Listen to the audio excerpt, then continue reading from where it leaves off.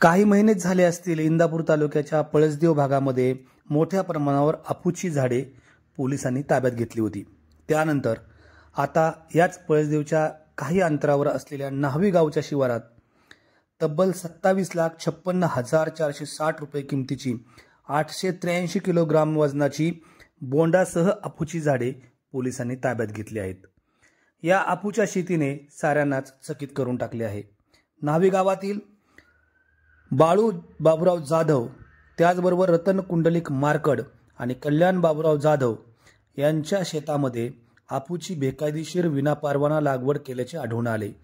पोलिसांना याची खबर मिळाली होती। त्यानुसार स्थानिक गुन्हे अन्वेषण विभाग आणि वालचंदनगर पोलिसांनी या शेतामध्ये जाऊन प्रत्यक्ष पाहणी केली आणि पोलिसांना देखील चक्रावून गेल्यासारखं झालं, कारण या ठिकाणी सर्रास कांदा आणि लसणाच्या शेतामध्ये अफूची झाडे लावल्याचे आढळून आले। गेल्या काही महिन्यांपासून या भागामध्ये काही शेतकरी सातत्याने अफूची लागवड करत असल्याची माहिती पोलिसांना मिळाली होती आणि त्यावरून पोलिसांनी ही छाप्याची कारवाई केली। यामध्ये पोलिसांना तब्बल 883 किलोग्राम वजनाचं अफूची बोंडे आणि झाडे देखील मिळाले आहेत। खरं तर गेल्या काही महिन्यांपासून इंदापूर तालुक्याचा हा भाग अफूच्या अंमलाखाली आलेला आहे आणि या ठिकाणी शेतकरी अफूची झाडे चोरून उगवत असल्याचे, उत्पादित करत असल्याचे दिसून आले आहे।